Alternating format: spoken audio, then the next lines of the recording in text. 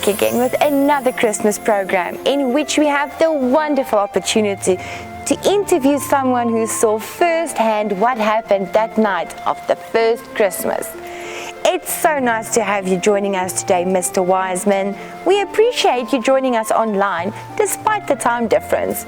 Can you tell us about yourself and your two friends? You know, everyone assumes we were three wise men. Even that song about us.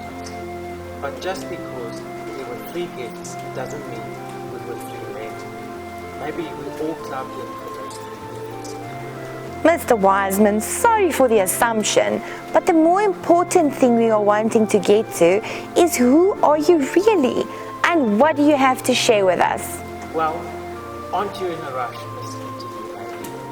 At least, have a look at my gifts first. Here, I'll send you a photo.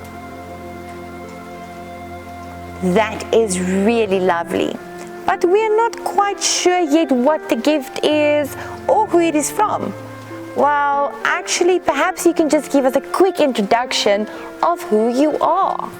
Well, I'm from the East, and I'm an academic. I study the constellations. You know, the stars and planets. Perhaps what you would today call an astrologist. But I wasn't so spoiled with the amazing technology you have today.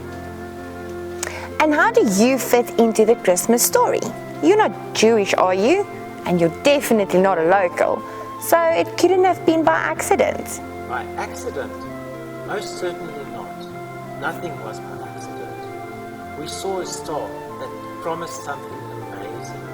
We just knew the star meant something. So we planned and traveled for months. We trusted that the star would lead to a king. That seems outrageous. Are you serious? God works in mysterious ways, little Miss Interview Lady. You should be on the lookout for how He talks. For us, we communicated through our work, our keen minds, our studies, the stars. So the star following actually worked out for you? Have you not heard the Christmas story? We stopped at the place, which is where you would think you'd find a king. And did you? No, we did not. We stopped where we thought we should, rather than where we needed to be going. Luckily, God was patient and led us further. Interesting twist. Do continue. The star stopped above a barn. A simple little barn with noisy animals and a smell you would expect from afar.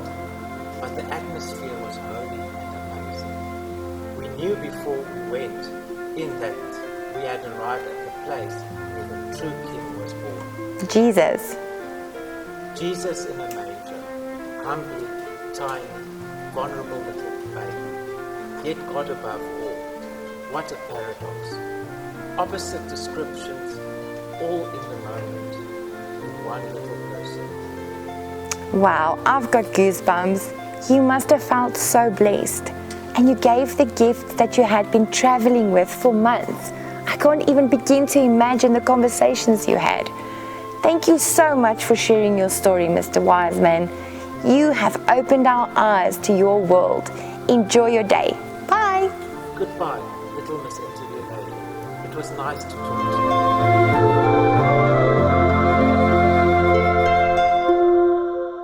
Let's read together from Matthew 2.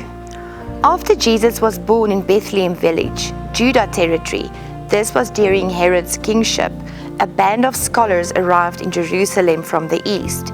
They asked around, "Where can we find and pay homage to the newborn King of the Jews?" We observed a star in the eastern sky that signaled his birth. We are on pilgrimage to worship him. When word of the inquiry got to Herod, he was terrified, and not Herod alone, but most of Jerusalem as well. Instructed by the king, they set off.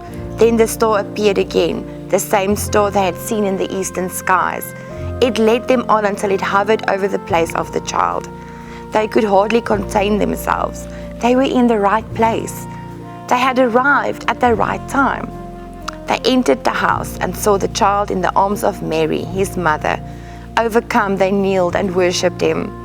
Then they opened their luggage and presented gifts: gold, frankincense, and myrrh. In a dream, they were warned not to report back to Herod, so they worked out another route, left the territory without being seen, and returned to their own country.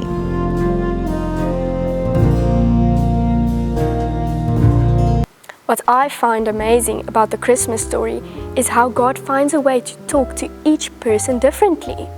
He speaks to Mary through an angel, Joseph in a dream, Elizabeth in the experience of her baby moving in her tummy, the shepherds through an angel and a choir of angels in the field where they were working, Herod through people, Simon and Anna through a fulfilled promise, and here with the wise men through their field of expertise, their jobs. Don't you think then that God will find a way to speak to you too? You might want to look out for ways that He is trying to catch your attention. Imagine if the wise men had not spotted the star. Don't worry, God keeps talking and keeps calling us nearer even when we didn't notice things. Here is a challenge for you. Take some time this Christmas to listen to what He is saying and to see what He is showing you. God can speak to you too. The story of Christmas invites us to hear His voice and come closer to feel and experience who He is and what He does for us. The story of Christmas invites us to hear His voice and come closer to feel and experience who He is and what He does for us. The Christmas story invites us to respond to His great act of love and to worship Him. Let's honor Him just like the wise men did. Perhaps our gift to Him can be gifts of gratitude and time with Him.